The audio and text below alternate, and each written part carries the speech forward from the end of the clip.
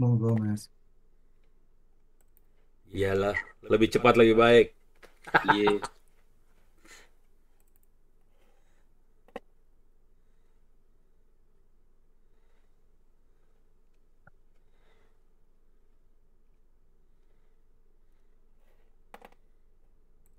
Ini dari Lampung nih kayaknya. Eh, tahu aja loh.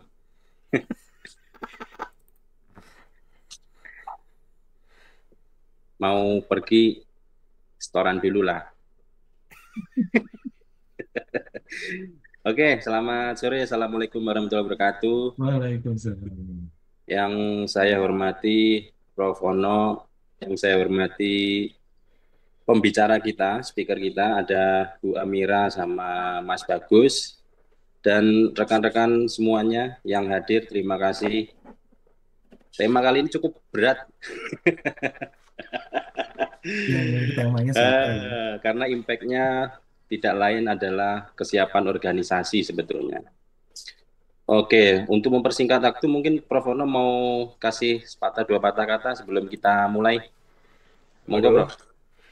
Yang pasti saya terima kasih buat Mbak Amira sama Pak Bagus yang sudah bersedia buat partisipasi. Pak Agung sama Amanda dan teman-teman yang sudah mengorganize sama juga semua peserta yang hadir di sini. Ini saya buka rahasia dulu ya Mbak Amira, jujur dulu. Saya baca judulnya aku nggak ngerti sih. Seru ya, Prof ya. Ono nggak ngerti blas. Ini ngomong apa? Jadi saya di sini mau belajar sama Mbak Amira sama Pak Bagus, tapi keren banget. Anda bisa mengajukan apa topik yang Ono ngeblank. Tapi mudah-mudahan ini jadi buat masukan buat kita semua. Jadi ternyata ilmu itu luas banget dan kita mudah-mudahan dapat belajar banyak sore ini dari Mbak Amira, Pak Bagus dan teman-temannya. Terima kasih Pak Agung sama semuanya yang hadir juga. Semoga sukses dan lancar. Thank you. Sip, thank you. Ini slide-nya jadi satu atau masing-masing atau gimana Mas Masing-masing. Bagus? Masing-masing. Oke, siapa dulu nih? Aku dulu boleh. Oke, oke. Ditunjukin aku dulu kan Ini soalnya. ada dua speaker kita.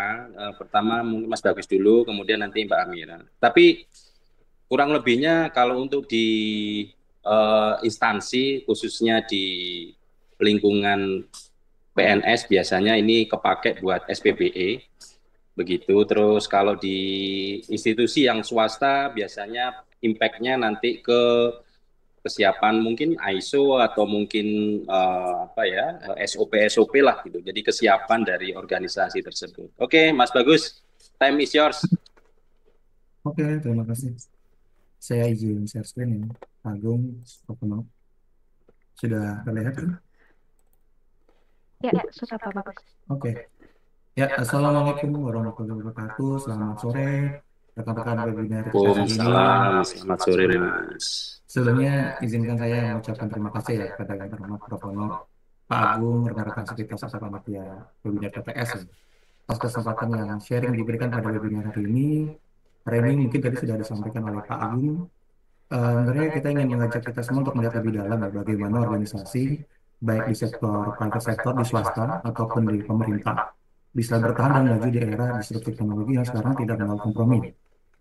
Hari ini kita melihat coba kacamata POV, bagaimana organizational ambidexterity ini mampu membahas keseimbangan antara efisiensi dan inovasi agar menjadi fondasi utama untuk membangun industri digital yang aktif, integrasi, berkelanjutan. Nanti kita juga di akhir ya berharap bahwa organisasi kita tuh nggak cuma sekedar responsif terhadap perubahan gitu ya, tapi organisasi kita jadi mampu memimpin perubahan itu sendiri ya, inovasi yang kita miliki gitu. Mungkin pertama-tama izinkan saya memperkenalkan diri. Nama saya Bagus Gede Arta Perdana gitu kan. Saya bertugas saat ini di Dinas Komunikasi dan Informatika Kota Tangerang Selatan sebagai Ketua Tim Pengembangan Sistem Elektronik. Tadi mungkin sudah disampaikan oleh Pak Agung, mungkin sekarang lebih dikenal dengan SPBE ya, Sistem Pemerintah Berbasis Elektronik gitu kan. Saya memiliki beberapa pengalaman sebelumnya sama seperti Mbak Amira di BCA. Coba kalau Mbak Mira mungkin di Bank BCA, kalau saya di BCA Insurance gitu. Memang cukup unik, saya dari latar belakang IT, nyemplungnya ke auditor, karena memang waktu itu BCA Insurance mau memang melaksanakan audit di bidang PI gitu kan. Akhirnya saya hijrah banting setir ke pemerintahan, akhirnya nyemplung sampai sekarang gitu. Mungkin pertama-tama tadi benar disampaikan Prof. Ono, tema hari ini mungkin jelas gitu ya. Coba saya mau flashback sedikit gitu kan, sebenarnya sebuah organisasi bagaimana sih caranya mendapatkan profit ya. Mungkin pada masa lalu, awalnya pada tahun 1970-an mungkin karena dunia waktu itu masih chaos gitu kan, masih ada dalam tahap recovery pasca Perang Dunia Kedua ya kan. Permintaan pasar tuh belum stabil, baru mulai masih tahap berkembang kembali ketika orang butuh banyak produk untuk recovery setelah masa perang. Lalu muncul inovasi besar yang jarang secara tiba-tiba muncul karena sifatnya masih invention. Orang masih membutuhkan produk-produk baru yang belum ada sebelumnya gitu kan. Lalu kompetisi antar organisasi atau enterprise itu masih bersifat siapa sih yang lebih murah, siapa yang lebih cepat produksi, dan siapa yang lebih banyak. Jadi profit organisasi itu dulu umumnya dapat dihasilkan melalui volume besar gitu kan, lalu menekan biaya produksi sekecil mungkin, secara efisien mungkin, lalu bagaimana caranya organisasi itu mampu menjaga stabilitas operasionalnya. Sehingga dapat kita sampaikan ya, pada masa itu sebenarnya organisasi itu lebih fokus kepada bagaimana mengeksploitasi apa yang mereka miliki. Mungkin eksploitasinya bisa dalam standarisasi proses produk mereka, lalu pengurangan biaya produksi dengan upah rendah karena waktu itu masih recovery pasca perang, mencari bahan baku murah, lalu mengoptimalisasi supply chain yang ada dari proses produksi sampai proses distribusi sampai ke customer, lalu bagaimana caranya melakukan produksi dalam skala yang besar, mass production, sampai akhirnya bisa menjaga stabilitas operasional dengan menjaga kualitas dan quality control. Pada masa itu memang inovasi sudah ada, tapi prosesnya mungkin jarang terjadi karena dilakukan terpisah. Karena sebuah inovasi itu belum jadi proses yang terintegrasi dengan proses operasional. Meskipun inovasi ada, inovasi biasanya dilakukan oleh divisi khusus yang seringkali berbeda nih, terisolasi dari proses utama yang ada di suatu perusahaan atau organisasi. Lalu fokusnya memang pada zaman tahap dahulu tuh karena masih awal revolusi industri mungkin tahap 2 atau 3 masih fokus pada invention, masih bagaimana membuat produk baru, belum sampai tahap inovasi, mengubah inovasi menjadi profit gitu kan. Lalu belum ada tuh zaman dulu tuntutan atau tekanan untuk organisasi secara masif untuk mampu beradaptasi secara cepat terhadap perubahan-perubahan teknologi yang ada. Dulu tuh organisasi umumnya memang memisahkan antara mengeksploitasi core bisnis yang dimiliki suatu organisasi dengan mengeksplorasi suatu inovasi yang ada yang dibutuhkan oleh customer tanpa mencoba menggabung kedua-duanya secara seimbang gitu kan. Jadi dalam dulu tuh eksploitasi masih mendominasi bagaimana cara utama untuk bertahan dan berkembang pada zaman itu. Inovasi pada waktu itu belum jadi sebuah budaya ya, beda zaman sekarang. Mungkin kalau Mbak Amira di BCA, saya ingat banget di BCA itu punya budaya Kaizen yang memang diambil dari culture di Jepang. Bagaimana setiap unit kerja itu mampu memiliki minimal satu inovasi tiap tahun. Bahkan inovasi terkecil apapun, seperti cuma merubah layout ruangan yang sebenarnya tujuannya agar meminimalisir jumlah langkah yang ingin dicapai dari satu divisi ke divisi lain. Itu sebenarnya salah satu inovasi dalam bentuk kecil yang tujuannya untuk meminimalisir gitu kan eh, proses yang tidak efisien gitu kan. Tapi kalau zaman dulu inovasi itu kerap kali dianggap jadi kos atau beban tambahan, bukan suatu keharusan atau investasi bagi organisasi untuk berkembang di masa depan. Jadi mungkin di awal gitu kan ini sebagai latar belakang pada zaman dulu sebenarnya bagaimana sih rata-rata organisasi itu hanya fokus ke proses eksploitasi aja gitu kan. Nah lalu tahap berikutnya mungkin saya akan mencoba menjelaskan dari yang Prof. Ono sampaikan sebenarnya organizational ambidexterity itu apa sih? Jadi organizational ambidexterity itu pertama kali disampaikan oleh Robert B. Duncan ya. Itu seorang profesor manajemen yang memang fokus pada desain organisasi gitu. Di situ dia mulai menyadari bahwa dunia itu pada tahun 1970-an gitu kan itu berubah makin cepat karena masuk era komputerisasi di mana mulai muncul invention terhadap komputer mainframe, lalu berkembang kembali menjadi personal komputer yang selanjutnya ketika semua sudah komputerisasi, semua proses sudah terotomatisasi untuk proses bisnisnya baik itu administrasi, produksi sampai nanti mungkin finansial sampai akuntansinya. Ketika efisiensi makin tinggi, tapi sekaligus ini muncul lagi nih peluang-peluang inovasi yang bisa jadi solusi untuk di bidang layanan atau model bisnis lainnya. Jadi organisasi sebenarnya tidak cukup hanya efisien. Di sini Robert Bidinko itu juga menyadari bahwa si organisasi itu harus selalu belajar, adaptif, dan berinovasi. Sehingga ada akhirnya dia menyimpulkan bahwa efisiensi dan inovasi itu harusnya berjalan bersamaan, nggak boleh dipisahkan. Lalu pada tahun 1976, si Robert Bidinko ini mendefinisikan istilah namanya organizational ambidexterity, yaitu kemampuan organisasi untuk menyelaraskan, untuk melakukan efisiensi dan mampu beradaptasi untuk inovasi secara bersamaan.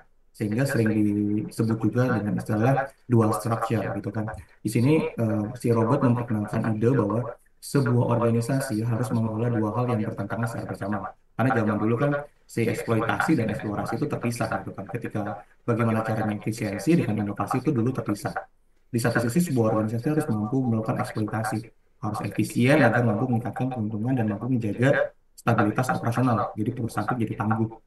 Di sisi lain, dengan lewat eksplorasi yang maksud sebuah organisasi harus mampu inovatif dan adaptif agar mampu menemukan potensi lain untuk growth gitu kan, untuk melakukan ekspansi, melakukan inovasi, bahkan menemukan solusi-solusi lain yang dapat diterapkan di bisnisnya. Lalu di situ juga Robert Lee Duncan memperkenalkan istilah dual structure ya. Artinya organisasi harus didesain dengan adanya bagian yang unit fokus yang satu fokus pada operasional dan ada satu bagian lain yang fokus pada inovasi. Mungkin sekarang tuh rekan-rekan atau Bapak Ibu sekalian sudah sering umum gitu ya dilihat pada perusahaan-perusahaan teknologi atau perusahaan-perusahaan lain ada bagian produksi yang memang fokus memperbaiki proses pembuatan produksi dari meningkatkan efektivitas, meningkatkan efisiensi selama proses produksi yang ada di pabrik atau di perusahaan.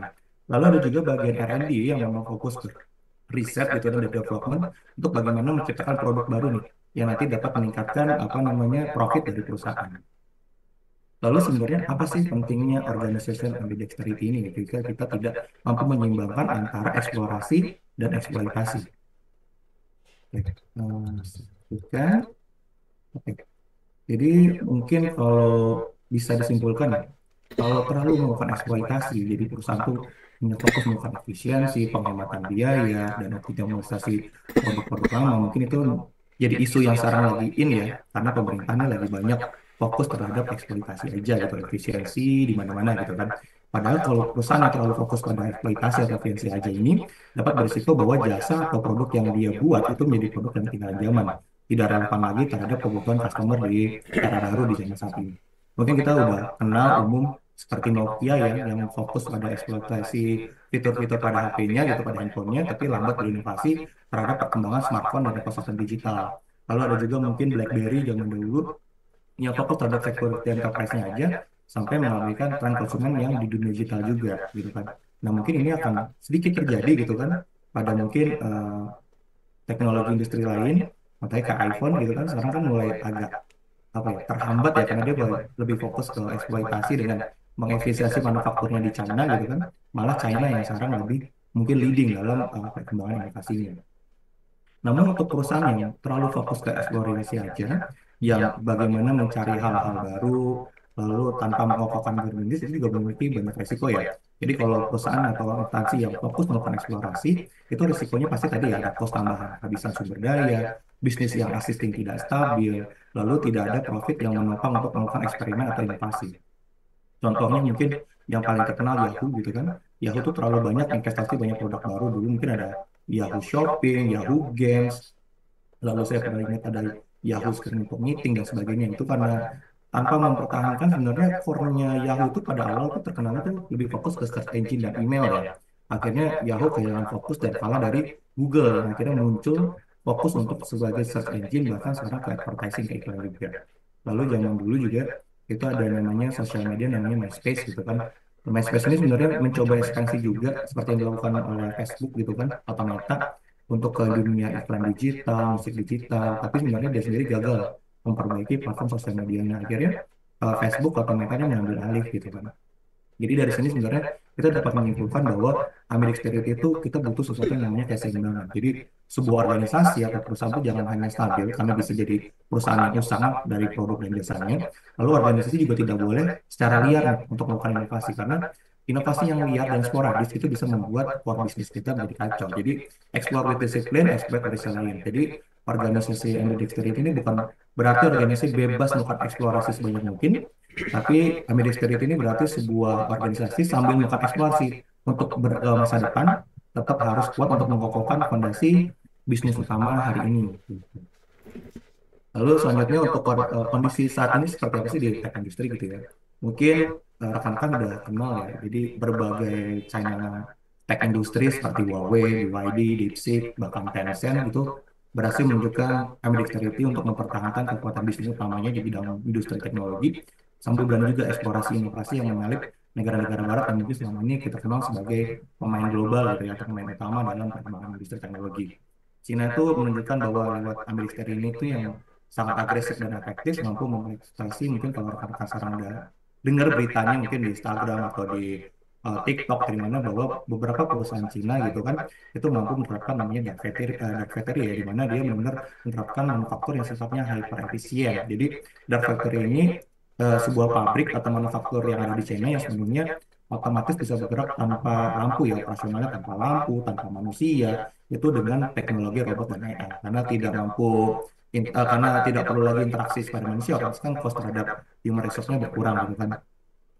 Lalu contohnya lagi perusahaan-perusahaan seperti Huawei, BYD gitu kan, ini lewat tadi menerapkan dark factory, biaya produksi pasti turun ekstrim. Apalagi kalau di Indonesia mungkin untuk perlindungan keamanan dari ormas-ormas mungkin udah nggak perlu lagi gitu kan, karena nggak ada lagi yang apa namanya operasional di sana gitu kan, udah full semuanya mesin gitu kan. Untuk meningkatkan konsistensi kualitas produksi pasti sangat terjaga ya untuk quality control, karena sudah dapat dimonitoring dan kerjanya pasti lebih paten, karena kalau mesin itu tinggal butuh pemeliharaan aja, sedangkan kalau SDM biasanya untuk pemeliharaan kualitas produksinya itu agak-agak rumit memang. Lalu dengan dark factory ini juga sebenarnya Cina juga berhasil mengefektifkan proses produksinya gitu ya. Jadi ketika proses produksinya itu dapat lebih dipastikan gitu ya, lebih cepat dari proses produksi sampai pemasaran, terhadap pemasaran produk-produk terbaru.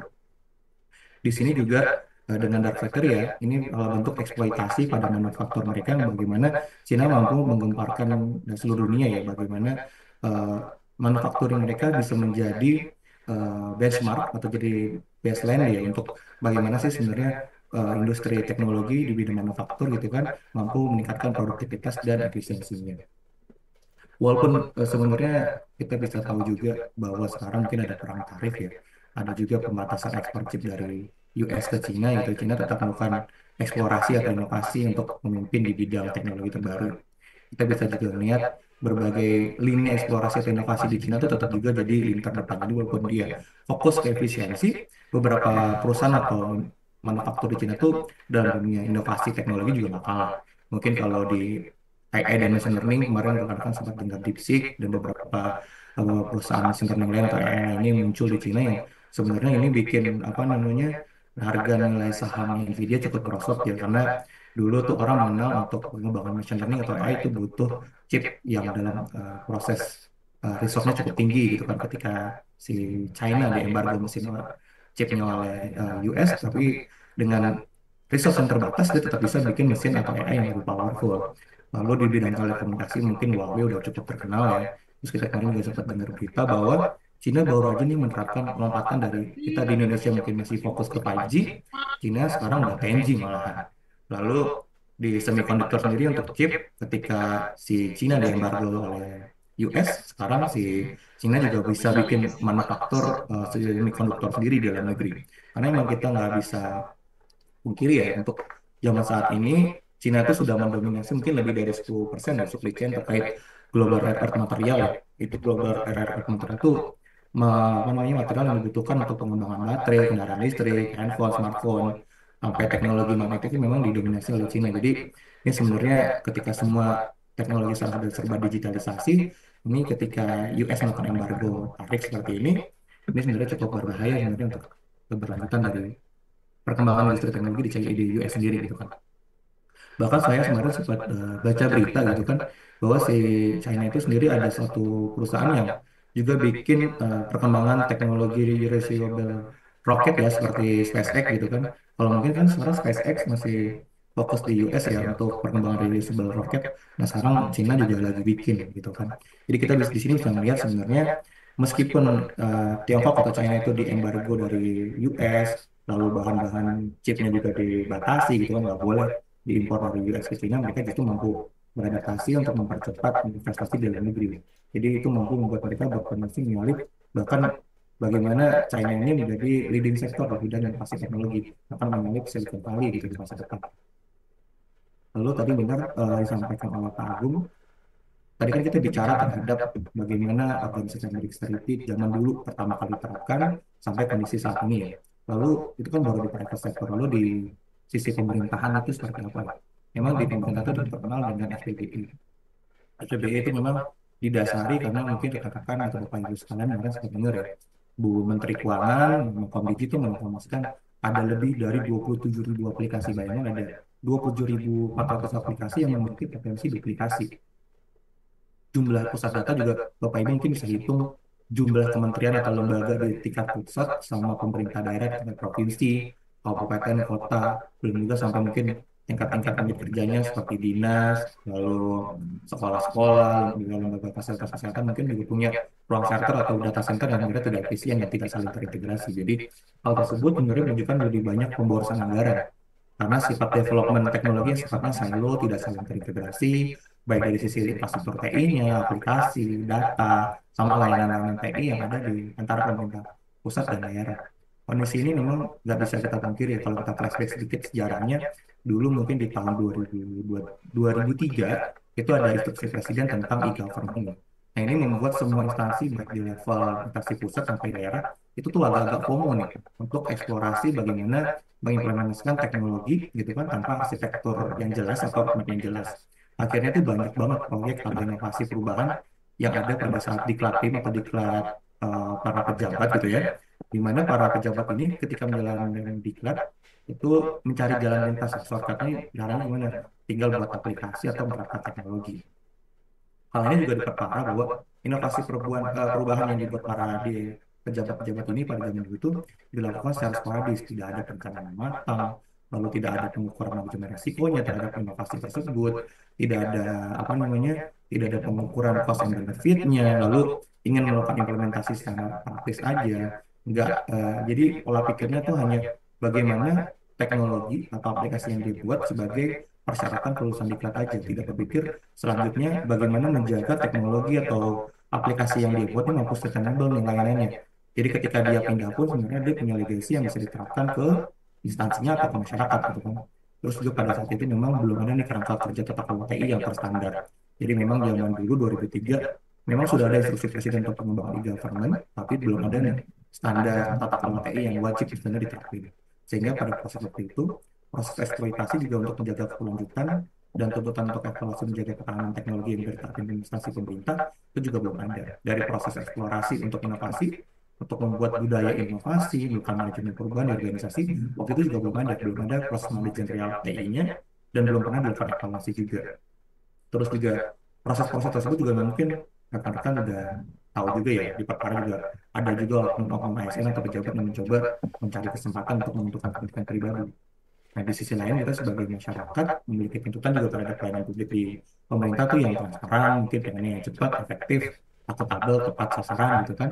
Memang ada perubahan paradigma nih di masyarakat dan industri saat ini terhadap pemerintah. Dari sisi operasional mungkin di zaman dulu kita pemerintah lebih fokus sebenarnya, pemerintah kita instansi kita tuh punya layanan apa sih masyarakat, tugas dan layanan fungsi kita tuh apa. Nah kalau sekarang mungkin sudah berubah menjadi citizen centric.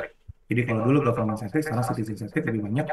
Sebenarnya masyarakat tuh butuhnya apa sih? Masyarakat butuhnya apa? Oh pemerintah punya layanan A, lalu difasilitasi oleh aplikasi A dan teknologinya sekian sekian sekian.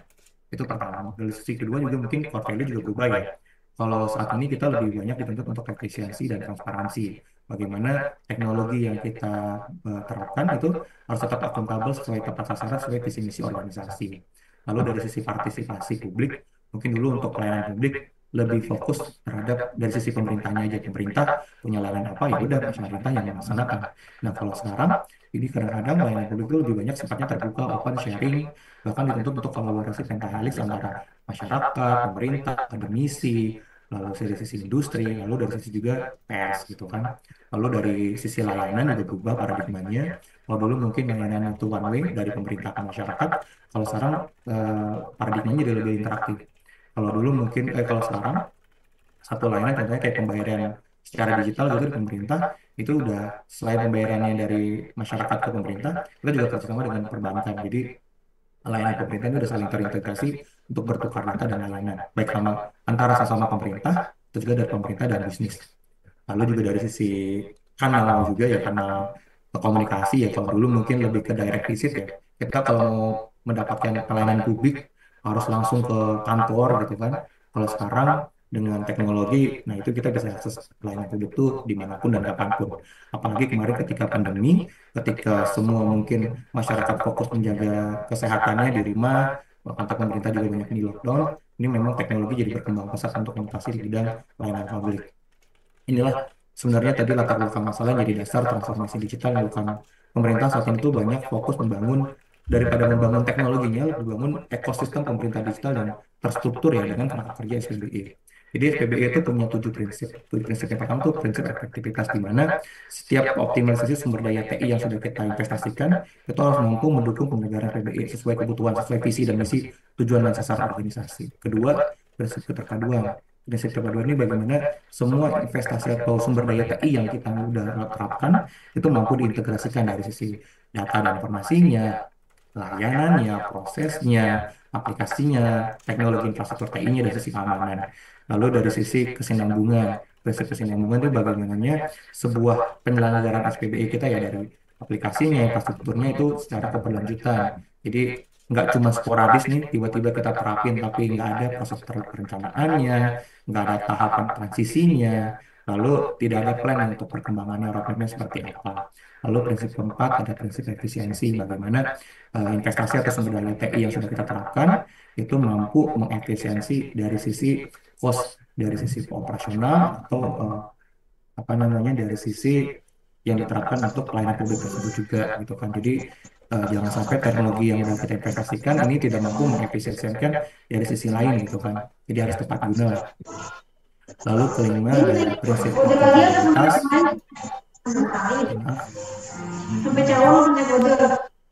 Nah, untuk dari prinsip akuntabilitas ini maksudnya untuk menjaga bahwa adanya kejelasan fungsi dan tanggung jawab dalam penyelenggaraan SPBE. Jadi si teknologi TI atau sumber TI yang kita miliki ini harus tepat sasaran sesuai visi misi organisasi.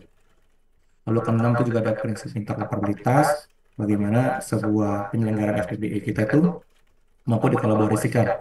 Tidak dari sisi teknologinya aja, dari sisi aplikasi, dari sisi data, bahkan sampai posisi proses bisnisnya. Jangan sampai kita aplikasinya itu bisa diintegrasikan, tapi prosesnya tidak bisa diintegrasikan. Akhirnya kan mungkin kalau kayak gitu biasanya cuma di hyperlink aja ya kalau di aplikasinya. Jadi tidak ada apa namanya, tidak ada interoperabilitas data yang ada di dalamnya, gitu kan. Lalu prinsip yang terakhir tuh di SPBE yang nggak kalah penting adalah prinsip keamanan informasi. Ini bagaimana sebuah aplikasi atau penyelenggaraan sistem elektronik pemerintah itu mampu menjaga kerahasiaan, keutuhan, ketersediaan, keaslian, sama satu lagi non-reputasi atau penirisan salam. Jadi jangan sampai semua transaksi elektronik yang ada di pemerintah itu bisa dinirsangka. Jadi semuanya harus diketahui siapa gitu kan, siapa dan di mana. Lalu mungkin saya akan sedikit membahas tentang SPBE itu apa sih gitu ya. Jadi dalam penerapan kerangka kerja SPBE yaitu pasti banyak memberikan manfaat untuk ke eksploitasi. Kita mungkin dari bahas sisi eksploitasi ya dulu. Jadi kalau kita menerapkan kerangka kerja SPBE yang baik gitu kan, itu yang pertama kita bisa tangkap itu untuk eksploitasinya mungkin satu tadi menghilangkan tumpang tindih fungsi bisnis di pemerintah karena ketika kerangka kerja SPBE diterapkan ini kita bisa meminimalisir selain dari fungsi bisnis yang tumpang tindih kita juga bisa meminimalisir kedua duplikasi aplikasi, duplikasi infrastruktur, sampai gimana caranya kita memperkuat keamanan informasinya. Lalu ada manfaat berikutnya yang mungkin kita bisa dapat juga di sini adalah bagaimana caranya melakukan standarisasi TIK dan menjaga standar kualitas SLA terhadap layanan digital yang kita miliki. Lalu manfaat lain yang bisa kita dapat adalah bagaimana sebuah proses berbagi data dan informasi itu lewat SPBE. Jadi mungkin kalau sekarang rekan-rekan pernah dengar juga tentang satu data Indonesia memang misinya untuk bagaimana data dan informasi yang dimiliki oleh pemerintah antar instansi itu bisa saling bertukar. Tidak cuma data, bahkan layanan juga itu seharusnya bisa saling berbagi data juga. Lalu tadi ketika data sudah bertukar, layanan juga harus saling terintegrasi ya, sehingga menumbuhkan banyak inovasi baik di sisi proses bisnis dan layanan baru.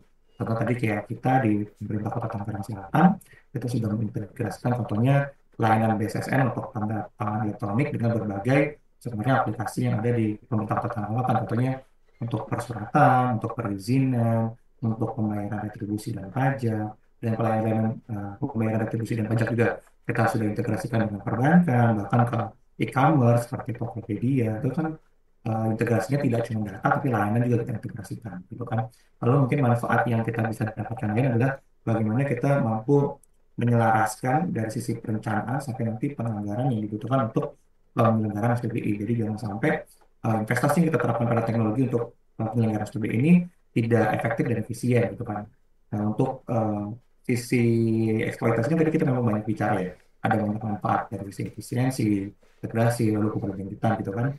Lalu SPBE yang eksplorasinya tidak terarah gitu ya atau tidak terencana itu sebenarnya wajib dilakukan juga lewat namanya enterprise arsitektur di mana kita harus melakukan analisa dulu nih sebenarnya kondisi arsitektur as is kita kondisi saat ini dengan kondisi arsitektur to be yang diharapkan oleh instansi atau pemerintah di lewat visi misinya itu perlu beberapa poin kunci ya. Satu, enterprise arsitektur yang diterapkan oleh instansi kita tuh wajib menyesuaikan diri dengan kebutuhan masyarakat dan mampu terus berkembang. Lalu dapat juga harus mengantisipasi teknologi baru.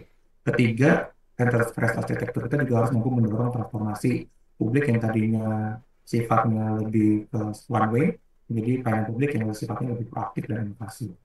Jadi memang dari pembangunan, pengembangan sampai penerapan transformasi digital lewat framework SPBE memang harus berlandaskan pada enterprise arsitektur ini gitu lah, harus lewat arsitektur SPBE dan peta rencana program SPBE. Yang dimana tuh itu di cascading diturunkan dari visi ke misi organisasi, lalu dari tujuan dan sasaran baik di jangka panjang, menengah dan pendek yang ingin dicapai karena itu jadi dasar ya tadi arsitektur SIS dan arsitektur 2B. Lalu arsitektur SPBE itu sebenarnya berisikan dari 6 domain gitu kan. Domain pertama itu ada domain proses bisnis. Itu kita harus menjabarkan dulu nih, setiap aktivitas di setiap unit organisasi, siapa melakukan apa gitu kan dalam arsitektur proses bisnis. Ketika arsitektur proses bisnis itu udah jadi, itu digabungkan dan coba diintegrasikan untuk menjadikan sebenarnya ini sebenarnya bisa loh dijadikan satu layanan tertentu gitu ya. Contoh kayak di arsitektur proses bisnis di dinas kesehatan contohnya. Pasti kan itu ada banyak layanan proses bisnis ya dari layanan poli gigi, poli terkait kehamilan, lalu farmasi, laboratorium, itu kan banyak proses bisnis itu kan sebenarnya bisa diintegrasikan, digabungkan jadi satu layanan kesehatan. Nah, ketika tadi kita sudah punya arsitektur proses bisnis, sudah kita coba gabungkan dan integrasikan jadi suatu proses lalu melalui suatu layanan ya, jadi arsitektur layanan, itu arsitektur layanan dan arsitektur bisnis itu harus dijabarkan kembali nih. Sebenarnya data yang diinput apa, data yang diproses apa, bagaimana, lalu output informasi atau knowledge yang ada di situ, itu jadi dasar penyusunan arsitektur data dan informasi. Jadi itu udah 3 domain ya, ada domain arsitektur proses bisnis, domain arsitektur layanan, lalu dijabarkan lagi data di dalam layanan tersebut itu ada arsitektur data dan informasi. Nah, arsitektur layanan dan arsitektur data dan informasi ini jadi dasar kita pembuatan atau pembangunan suatu aplikasi yang harus dijabarkan juga lewat arsitektur aplikasi. Nah, arsitektur aplikasi ini juga jadi pedoman bagi kita nih di Diskominfo sebenarnya apa saja sih aplikasi yang dibutuhkan oleh pemerintah Kota Tangerang Selatan. Jadi sedikit gambaran saja di pemerintah Kota Tangerang Selatan, terus saat ini mungkin yang terdaftar di DNS kita ada 500 subdomain. Dari 500 subdomain itu berarti kan gambarnya ada 500 website atau 500 aplikasi. Itu belum tentu semuanya ada proses bisnisnya, ada arsitektur layanannya. Makanya kita coba melakukan apa namanya efektivitas untuk pengelolaan TIK kita dengan cara kita mulai mapping nih sebenarnya aplikasi mana aja sih sebenarnya masih dipakai, aplikasi-aplikasi yang sudah tidak dipakai, apalagi tidak ada dasar proses bisnisnya, arsitektur layanannya udah kita cut semua karena udah nggak dipakai juga, gitu kan. Lalu ketika arsitektur aplikasi sudah jadi, nah ini jadi dasar kita untuk arsitektur infrastruktur TIK. Arsitektur TIK itu mungkin di dalamnya ada berbagai kebutuhan perangkat jaringan, kebutuhan perangkat server, dan sebagainya. Ini jadi dasar nih. Jadi ketika organisasi di Tangerang Selatan mau investasi perangkat TIK, entah itu perangkat jaringan, perangkat server itu harus ada landasannya dulu nih sebenarnya. Ini kebutuhan kita beli perangkat ini itu untuk menunjang layanan atau aplikasi apa sih sampai akhirnya nanti ketika data dan informasi sudah ada, aplikasi sudah jelas mau dibuat apa, lalu kebutuhan infrastruktur TK yang ingin dia beli itu apa aja, inilah nanti jadi dasar terakhir penyusunan arsitektur keamanan. Sebenarnya kerangka kerja keamanan informasi yang harus diterapkan di SPBI ini apa aja sih? Itu dari sisi arsitektur SPBI-nya gitu kan. Nah, arsitektur SPBE sebagai enterprise arsitektur yang ada di instansi pemerintah ini dalam operasionalnya juga harus diterapkan dalam beberapa manajemen kontrol pada SPBE. Jadi di SPBE itu ada sekitar beberapa manajemen kontrol, contohnya kayak manajemen risiko, manajemen SDM, manajemen perubahan, manajemen pengetahuan, manajemen layanan, manajemen aset, data, pemahaman sampai ke manajemen audit. Jadi prinsip penting dalam menerapkan organization ambidexterity dalam SPB ini harus setiap apa namanya tetap berlandaskan pada arsitektur SPBE baik secara nasional dan arsitektur SPBE yang ada di instansi masing-masing. Jadi ketika kita melakukan apa namanya eksplorasi atau melakukan inovasi itu nggak boleh liar, nggak boleh sporadis. Jadi tetap harus berlandaskan pada arsitektur SPBE karena arsitektur SPBE ini jadi dasar nih sebenarnya kebutuhan kita itu apa sih. Lalu dalam penerapan SPBE juga harus jalan dengan roadmap SPBE ya, peta rencana SPBE jadi dasar skala prioritas sebenarnya mana duluan sih yang harus dibutuhkan oleh organisasi untuk diterapkan teknologi duluan gitu kan. Lalu dalam penerapan SPBE juga harus didasarkan bahwa kita organisasi harus memiliki analisa kebutuhan dan risiko. Jangan sampai organisasi dalam penerapan tadi arsitektur dan roadmap SPBE nggak ada analisa cost and benefitnya. Lalu terakhir nggak kalah penting gitu kan, untuk menjaga keberlanjutan kita harus melakukan monitoring dan evaluasi atau sampai juga ke audit untuk penerapan SPBE yang sudah kita terapkan. Jadi ini adalah satu bentuk nyata ya organisasi ambidexterity dalam transformasi digital yang ada di pemerintah saat ini lewat tadi kan SPBE ya. Jadi arsitektur dan manajemen SPBE bukan hanya alat untuk standarisasi digitalisasi yang ada di pemerintah, tapi juga jadi dasar pemerintah Indonesia untuk menjaga stabilitas layanan digital agar tetap lincah berinovasi. Jadi berikut coba saya akan coba jelasin contoh-contoh eksploitasi dan eksplorasi ya dalam pengelolaan arsitektur dan manajemen SPBE. Dari sisi arsitektur dulu deh. Dari arsitektur itu tadi ada 6. Ada pertama mungkin arsitektur proses bisnis. Dari sisi eksploitasinya kita bisa menstandarkan SOP, memperjelas tanggung jawab suatu unit, siapa melakukan apa, itu kalau di proses bisnis. Untuk di eksplornya kita bisa mungkin menemukan peluang otomatisasi. Sebenarnya kita bisa meredesain bagaimana proses bisnis ini lebih efektif, efisien, bahkan lebih agile terhadap kebutuhan masyarakat saat ini. Di sisi arsitektur layanan untuk eksploitasi kita bisa menyederhanakan atau mengintegrasikan beberapa layanan sekaligus gitu kan. Dari sisi eksplorasinya kita bisa mendorong nih layanan-layanan sektor baru, contohnya kayak di pemerintah nih layanan kita didorong untuk membuat super app yang user centric. Jadi bukan setiap pemerintah atau setiap instansi punya beberapa aplikasi, kita didorong daripada banyak-banyaknya aplikasi kita didorong jadi cukup satu aplikasi aja. Kita buat super app yang isinya sebenarnya yang dibutuhkan masyarakat itu apa sih dari pemerintah gitu kan. Lalu dari sisi arsitektur data dan informasi untuk di eksploitasinya kita bisa menjaga kualitas data yang kita miliki itu up to date dan valid untuk digunakan untuk operasional atau pengaturan kebijakan ke depannya. Lalu dari sisi eksplorasinya, dari data yang kita udah miliki, ketika udah valid, udah kita up to date, ini bisa kita terapin untuk jadi suatu data warehouse. Nanti kita buat inovasi lain untuk IoT, big data, sampai yang dilakukan oleh Diskominfo saat ini kita lagi coba riset LLM nih dengan Parkono untuk menggunakan AI, nanti yang bisa diterapkan di beberapa solusi-solusi yang ada di pemerintah. Lalu dari sisi arsitektur aplikasi gitu kan, untuk eksploitasinya kita mungkin sekarang mulai menstandarisasi aplikasi-aplikasi apa aja sih yang harus dibuat, jangan sampai ada duplikasi. Jadi aplikasi udah kita coba untuk standarisasi agar nggak ada duplikasi, lalu aplikasi juga kita standarisasi sebenarnya standar proses SDLC-nya gimana sih, jangan sampai aplikasi yang kita buat tidak aman. Lalu dari sisi eksplorasi juga kita tadi sudah jelasin tadi bagaimana caranya membuat aplikasi dengan platform super apps, jangan sampai aplikasi yang kita buat itu terjadi ada duplikasi lagi. Lalu bagaimana aplikasi yang kita buat udah modul apps kita lebih pakai ke microservices, jadi ada open API yang kita bisa gabung antara beberapa layanan sekaligus. Lalu dari sisi arsitektur infrastruktur TIK, mungkin yang bisa kita terapkan untuk eksploitasi bagaimana kita terapin infrastruktur data center yang andal pastinya sesuai SLA lalu scalable juga. Dari sisi eksplorasinya mungkin kita bisa adopsi teknologi baru untuk cloud computing, edge computing, dan IoT. Kami jarang banget mungkin di beberapa tempat untuk melakukan penerapan IoT.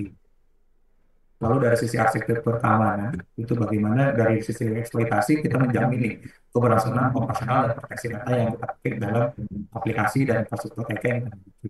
Dari sisi eksplorasinya mungkin kita coba inovasi-inovasi yang lebih lanjut ya dengan membuat sandbox inovasi yang berbasis resiko, bagaimana setiap inovasi atau aplikasi yang sudah dibuat itu harus ada proses stagingnya dulu nih, jangan sampai inovasi tapi membahayakan atau blunder ke kita selaku pemerintah. Lalu dari sisi manajemen SPBE, itu kan ada banyak juga tadi kontrol-kontrol, ada 9 manajemen SPBE ya. Coba saya jabarin satu-satu mungkin. Kalau dari manajemen resiko ya, itu pasti kan dari sisi investasinya, itu mampu meresiko nih, mengurangi resiko ya, terhadap layanan existing. Lalu dengan manajemen resiko yang baik juga, kita dapat meningkatkan stabilitas suatu instansi. Nah, kita nggak boleh pungkiri, kita saat ini mungkin lebih banyak bicara tentang manajemen resiko negatif ya, atau resiko terhadap kelemahan atau threat yang kita miliki. Kalau di SPBE itu manajemen risiko ada manajemen risiko positif, jadi terhadap strength dan opportunity yang kita miliki. Jadi bagaimana dengan manajemen risiko kita dapat mengelola risiko inovasi nih. Sebenarnya dari kekuatan yang resource yang kita punya, opportunity yang kita punya, sebenarnya kita bisa punya inovasi apa sih untuk meningkatkan posisi sekolahan kita. Lalu juga memungkinkan bagaimana eksperimen atau inovasi yang kita miliki itu jadi lebih kontrol karena udah ada manajemen risikonya. Dari sisi manajemen SDM, untuk di sisi eksploitasi, kita dapat meningkatkan skill operasional ya lewat pelatihan dan sebagainya. Lalu dari sisi eksplorasi kita juga bisa tambahkan nih SDM-SDM yang kita miliki itu terhadap kompetensi digital yang baru, contohnya terhadap AI, terhadap cloud computing, terhadap data science. Nah, mungkin salah satunya yang nyata yang mungkin sudah rekan-rekan akademisi atau rekan-rekan mahasiswa lihat itu di programnya FoundDigi ya, yang Digital Talent Scholarship, itu salah satu bentuk beasiswa ya dari pemerintah terhadap kompetensi digital baru gitu kan, agar setiap masyarakat yang dan instansi pemerintah ya ASN-nya itu selalu di-up-to-date nih terhadap literasi digital. Lalu yang ketiga di manajemen perubahan, bagaimana dari sisi eksploitasi kita mampu mengelola perubahan sistem stabil. Dari sisi eksplorasi, bagaimana kita mendukung transisi ke model lainnya atau teknologi yang baru. Jangan sampai kalau kita nggak punya manajemen perubahan, kita transisi ke model atau teknologi baru, ini bisa jadi blunder juga bagi kita. Karena kan mungkin kayak rekan-rekan juga ingat kasus yang kemarin di pemerintah, di Kemenq terkait Cortex, itu mungkin kan tidak ada manajemen perubahan di jalan. Semua dilakukan sporadis gitu kan, tidak ada pasar transisi. Akhirnya kaget nih, ternyata layanannya juga mungkin nggak dikontrol juga nih resikonya ketika transisi ke sistem yang baru. Lalu di manajemen pengetahuan untuk dari sisi eksploitasi, gimana nih kita jika mampu mendokumentasikan, kita mampu menjaga transfer best practice layanan atau teknologi yang kita miliki. Dari sisi eksplorasi, bagaimana kita mampu menyimpan hasil eksperimen, baik itu yang sudah kita lakukan terhadap inovasi, nah nanti ini bisa jadi apa namanya data warehouse juga di kita. Sebenarnya inovasi-inovasi ini bisa kita terapin untuk solusi-solusi yang lain. Jadi kan layanan pemerintahan banyak, mungkin kita dengan satu aja riset mungkinnya kita inovasi terkait AI gitu kan, bikin chatbot LM dan sebagainya. Nah ini bisa diterapin untuk beberapa solusi, nggak cuma chatbot, mungkin bisa juga untuk decision support system dan sebagainya. Lalu dari manajemen layanan, di sisi eksploitasi, ini kita juga bisa menjamin bagaimana layanan yang kita miliki sesuai dengan standarisasi SLA yang sudah kita tetapkan atau threshold yang sudah kita tetapkan. Lalu dari sisi eksplorasi juga manajemen layanan itu mampu memberikan fleksibilitas bagaimana kita mampu menguji model layanan yang baru akan kita terapkan. Di sisi manajemen aset tadi aset lebih ke efisiensi ya. Bagaimana kita mampu mengoptimalisasikan resource aset TIK yang kita miliki. Aset TIK nggak cuma hardware, software, data, SDM juga sebenarnya termasuk aset kita gitu kan dalam penyelenggaraan SPBD. Lalu dari sisi eksplorasi bagaimana aset-aset yang kita miliki ini jadi investasi lagi nih untuk melakukan inovasi ke depannya. Dari sisi manajemen data, kita mampu menjamin data existing secara akurat dari sisi eksploitasi karena data ini penting nih untuk sisi operasional kita sehari-hari. Dari sisi eksplorasi, kita mampu memanfaatkan data untuk insight baru, untuk sifatnya prediktif, analitik gitu kan, untuk sifatnya pendukung pengambilan kebijakan di kemudian hari. Lalu dari manajemen keamanan informasi, dari sisi eksploitasi, bagaimana kita melindungi aset-aset informasi dan layanan existing, aplikasi dan infrastruktur TK yang kita miliki. Dari sisi eksplorasi, kita bagaimana menyediakan keamanan informasi mungkin dengan penyerapan inovasi, keamanan informasi yang sifatnya zero trust, dan lainnya itu yang untuk manajemen keamanan informasi di kita. Lalu sebenarnya BCP itu juga termasuk eksplorasi untuk menjaga keberlanjutan layanan atau teknologi yang kita miliki juga ada di situ. Lalu di manajemen audit itu di sisi eksploitasi di internal mungkin kita ada evaluasi audit terhadap layanan TIK yang kita miliki yang harus sifatnya objektif, independen. Jadi ada terbentuk tim-tim independen gabungan antara inspektorat dan Diskominfo untuk mengevaluasi layanan SPBE yang ada di dinas-dinas. Dari sisi evaluasi, eksplorasi, audit itu juga sebenarnya bisa juga jadi tahap uji coba lah, tadi kayak sandbox gitu kan, untuk memeriksa bahwa layanan ini layak untuk diterapkan. Lalu selanjutnya, bagaimana sih kebutuhan di masa depan?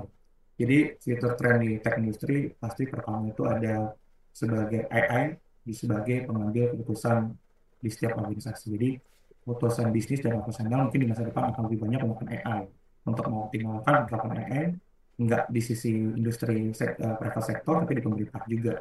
Jadi kalau saat ini mungkin kayak OpenAI itu ada banyak menyediakan API subscription yang bisa sebenarnya diterapin juga nih untuk chatbot layanan publik. Tapi sebenarnya AI ini juga bisa diterapkan untuk membantu business and support system ya sebagai analisis data populasi, data ekonomi, data sosial. Jadi bisa membantu pemimpin nih kalau di pemerintah kota besar, wali kota mengambil kebutuhan strategis ya untuk prediksi ke depannya, lalu rekomendasi-rekomendasi kebijakan yang perlu diambil berdasarkan big data yang ada di internet gitu kan.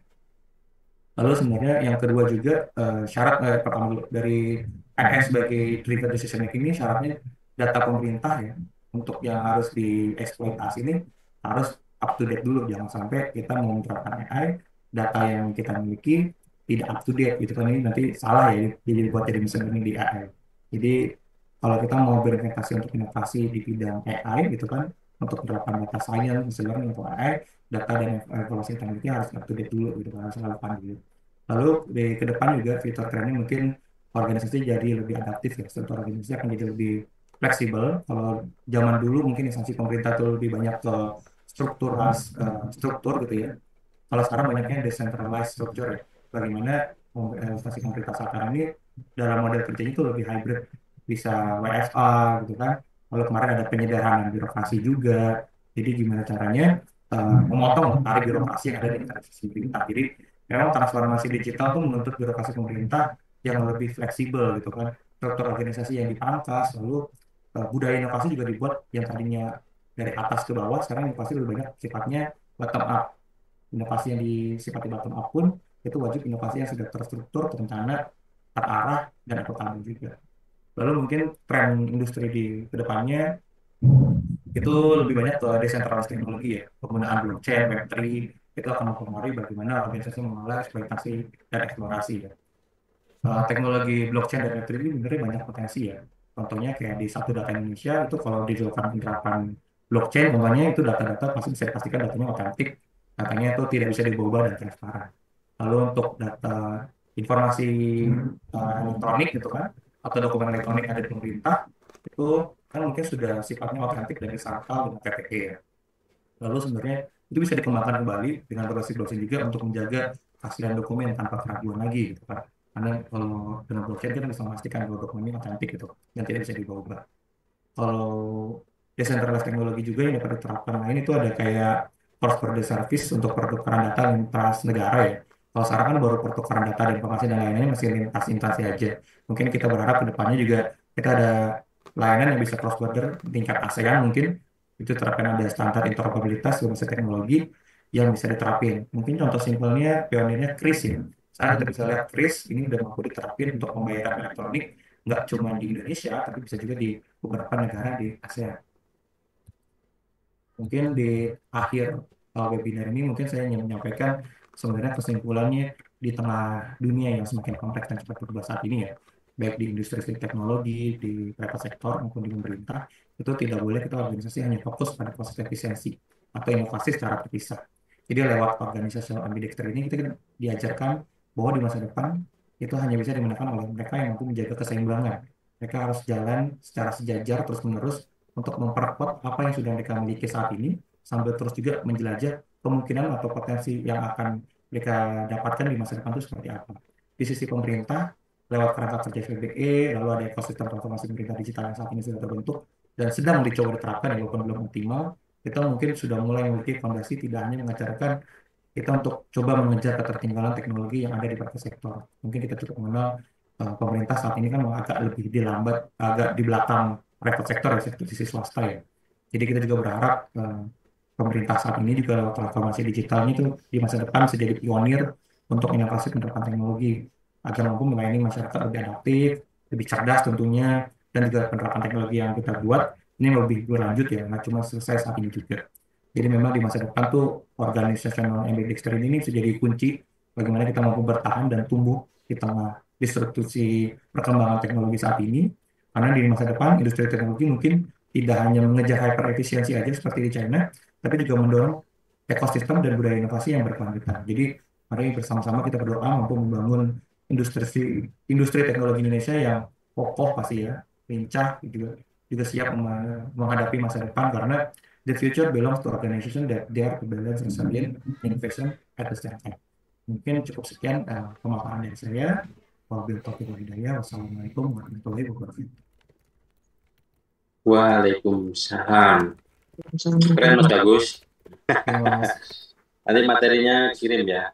Siap, siap. Rekan-rekan minta. Di Jadi, chat, Kak. wah baru ngerti saya. Jadi emang itu Prof, harus balance Jadi, yin dan yang gitu ya. secara singkatnya, organization ambidexter itu sebetulnya kurang lebihnya adalah kesiapan dalam transformasi digital. Cuma mungkin kalau tadi di sisi government ya, pertanyaan yang cukup menarik, butuh berapa lama gitu Mas untuk bisa ke arah sana. Tapi sebelum ke sana, mungkin ini ya, kata kuncinya saya bisa sedikit menyumbangkan bahwa kita perlu maturity dulu ya. Jadi kesiapan organisasinya, misalkan saat ini kalau tidak ikut arus misalnya, ya mungkin akan ketinggalan gitu ya transformasi digitalnya gitu. Selain maturity juga tentunya supaya nggak crash dengan SDM begitu perlunya mungkin co-creation. Jadi mereka teman-teman itu perlu dilibatkan begitu. Sehingga ada kata kunci selanjutnya yaitu mungkin user satisfaction ya. User satisfaction sehingga semuanya ini bisa berjalan dengan ya semestinya begitu. Apalagi sekarang dunianya udah AI, ada Web3, ada blockchain, ada data science, macam-macam. Itu tadi dari perspektif government ya. Jadi kalau tadi ada pentahelix, tapi core-nya itu adalah triple helix. Kalau di sisi kampus mungkin smart campus begitu. Nah, government sudah, industri sudah, government sudah, kampus sudah. Nah, sekarang monggo Mbak Amira, dari sisi perspektif industri harus seperti apa dan mungkin apa saja yang harus disiapkan bagi sebuah industri supaya nggak PHK kira-kira. Oke. Mungkin insight dari BCA atau mungkin dari organisasi yang lain mungkin bisa disampaikan, mungkin readiness-nya bisa disampaikan juga. Monggo Mbak Amira, time is yours. Ya, terima kasih banyak Pak Agung, Pak Bagus.